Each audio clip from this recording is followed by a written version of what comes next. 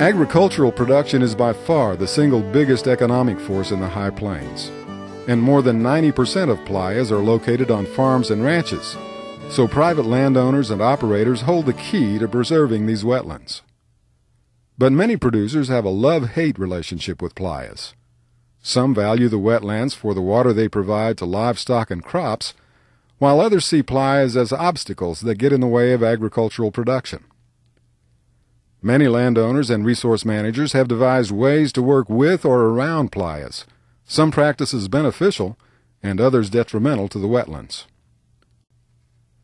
The single biggest impact of playas is sedimentation. Sedimentation occurs on all playas in cropland when runoff from rain and irrigation carries loose soils into the playa basins, gradually filling them.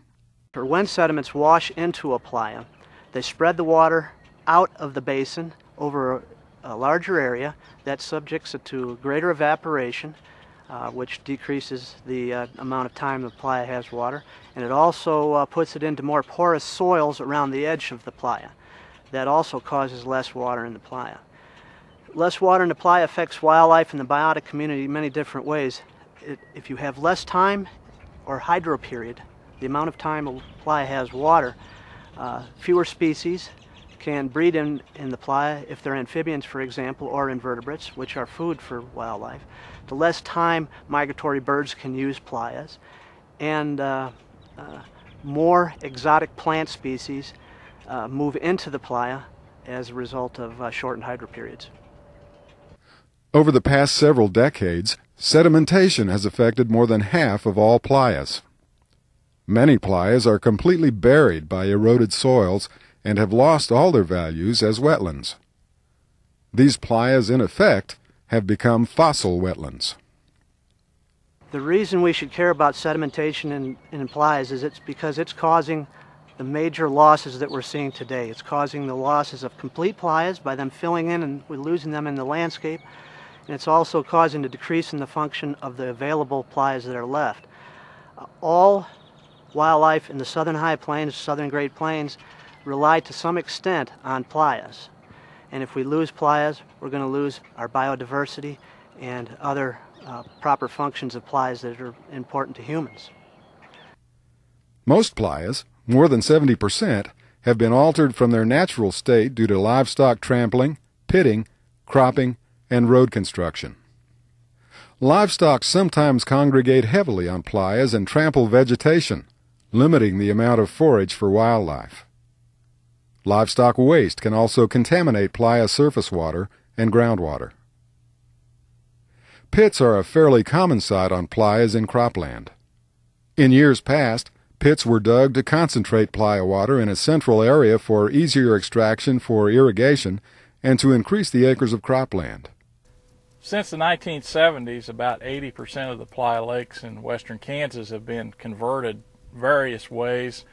Some of them have been filled up, but a lot of them have had pits dug in them, and the pits concentrate the water, make for deeper water, but really don't provide adequate habitat for the shorebirds. They need shallow water to wade around and feed in. A good number of playas have roads running through them. During a heavy rainstorm, these roads often flood out when playas breach their banks. Many playas are smack in the middle of cropland and are farmed right through when conditions are dry.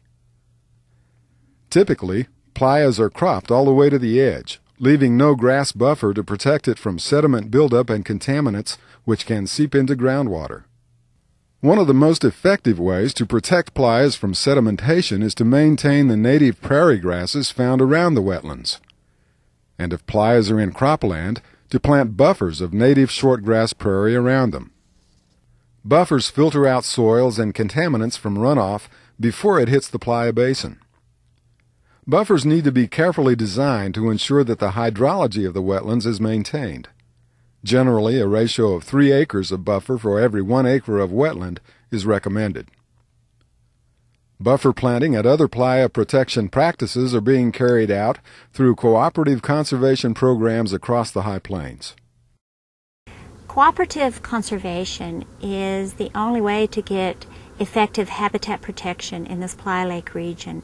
First and foremost, we have to work with a private landowner, but we also have to work with the federal and state agencies and conservation groups. Each one of these groups has a say and a vested interest in what goes on in this area. By working with these groups cooperatively, we can find out what each one wants, what their needs are, and hopefully intertwine all of that together and get absolutely the best education, the best incentive programs, everything for our time and our money. As more landowners and resource managers begin to understand the values of playas for wildlife, water, and people, more are working together to conserve these precious wetlands. There are many programs available to landowners to protect playas through the USDA Farm Bill, U.S. Fish and Wildlife Service, state wildlife agencies, private conservation organizations, and other sources. Most of these programs are non-regulatory and voluntary and provide financial incentives to landowners to enroll. I was motivated at first by the compensation offered to take these playas out of production. And when first approached by Wildlife and Parks, that was what got and held my attention.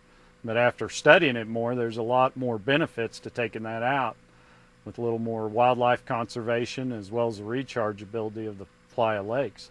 And it is more profitable than what I've been doing as far as fighting the too wet and the too dry. Some of the benefits we've seen from having the playa on our property is it's always a good opportunity to bring people down to look at the birds. We use it for some hunting opportunities with ducks and geese in the late fall. And their antelope use the area around it and use it also, so you do have some other hunting opportunities with that.